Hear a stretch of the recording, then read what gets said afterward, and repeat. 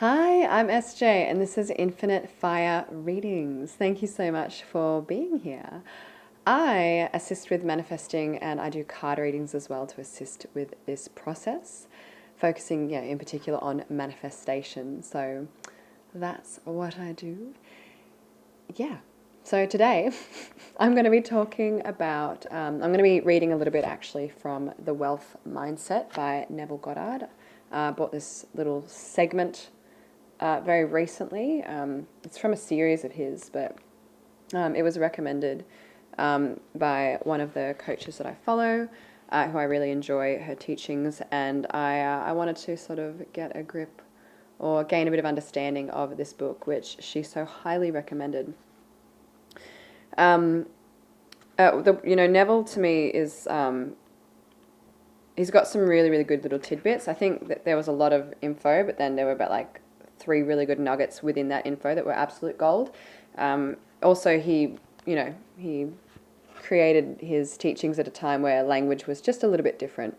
Not hugely, but enough that when I read it, I like reading sort of like John Cahoe style. I love that style because it's easy, it's just to the point. Neville has not a Shakespearean way of talking, but, just a little bit different. But he was also basically paraphrasing the Bible. So, yeah, or like translating it into a way of instruction rather than, I don't know. He was just using it as an instruction book, so he worded it from that. However, I digress. I wanted to read this point in regards to how your thoughts now are creating forward, are creating your future. So I'm just going to read from part 3, Sound Investments, page 37. And he says, everything is now. That through the portals of the present all time must pass. And this psychological now, the state in which I find myself now, does not recede into the past. It advances into my future. So I'm just going to read that. Everything is now. That through the portals of the present all time must pass. So all time must pass through now. And this psychological now, the state in which I find myself now, does not recede into the past. It advances into my future. So I wanted to, talk about that briefly as to why your thoughts create forward. So you're constantly thinking in the now moment and being in the now moment. Just adjusting the hair. When you think a thought like, I am happy, I am happy, I am happy, I am happy, your now is traveling, I guess, forward into your future. I mean, there is no really linear way it travels, right? Though it's moving, it's progressing forward. You're not rewinding your life. You're not going back through it. I think it's a great analogy. You're moving forward into the next creative part of your life. So as you live in the end state, you live in that state now, you're constantly living in it as it moves forward and therefore unfolds for you. How do I sum this up again? So all time exists now. The now moment is forever. When you go to sleep, it's not that time stops. Day and night, everything's still turning and moving and shifting. There isn't really any stopping of time. It's all now. So everything is moving through the portal of now. So as you think thoughts, you're moving forward in time, right? You're progressing. You're not going backwards and unwinding and going back. Your thoughts aren't rewinding. You're moving constantly forward through time. So your thoughts are creating in the now, which is continuously moving forward in this time plane, right? In this time space. So that's how your thoughts create forward. Your thoughts create into your future. They don't create into your past. They create into your future. That's why when Neville, I believe, talks about revision, it's not that you're inherently changing your past, you're changing the thought of your past, which therefore changes your future because you're changing your state based on the thought that you had because you're deciding it no longer applies or means anything in your reality. So if you were seeing a situation as not good and you go, you know what, revise, never happened, what you're doing is changing the state that you sit in about that experience. You're no longer letting it govern your state. You're no longer saying, oh, well, because of this and I've attached this meaning which doesn't benefit me, I'm going to carry that constantly as I create in the now, and I'm going to constantly have that as a creative point. No. So when you revise, you're going, you know what?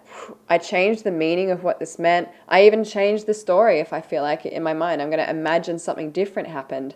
And that makes me feel better. And the more I replace it, because I'm thinking constantly in the now, the more I'm changing my state now so that I can move forward with that new state. That's what revision is. That's why it feels like when you have big shifts in revision, suddenly like things come in really quickly because you've genuinely shifted your state now to allow for the future to give you the things that you are wanting from stories I've read in any case as well. So I haven't actually done too much on the topic of revision. I've done it here and there. I have had experiences where I recognize that my own meaning assigned to the past was a benefit to me, whereas if I'd assigned a different meaning, it would have not been a beneficial thing for me. So I can see the psychology and how that plays out with manifesting forward. And I think that, yeah, changing the story in the mind or the meaning of what happened is the fundamental thing. You don't need to necessarily change what happened, you just need to change the meaning of it. You need to change the association. You can also rewrite what happened in your mind if that assists you with releasing it, because it no longer exists. It doesn't. It's only in memory format now. Format. Kind of is like a computer though, right? So yeah, I digress. Though, main topic, your thoughts are always creating now and forward. Now and forward. Not now and backward. Not now and backward. Now and forward. So yeah, if you have a thought that's about changing the past, it's still creating forward. You know, your things that are coming in for you are happening forward. So you're experiencing it forward. You're moving through it this way or whatever. Maybe you go sideways. I don't know. But you're not going the other towards your past. You're always moving towards your future. You're always moving to an unfolding of thought. That's why it creates in the now, and that's why creating in the now creates into the unfolding of the future. So I wanted to explain that as well as a little bit of a concept grip, because to me it was like mathematics. I always wanted to understand why it worked the way it worked. Why? But why? I don't know if my maths teachers liked me very much. I like maths more now, you know. Anyway, I just wanted to give you sort of the how and the why of it works that way. Cool. All right.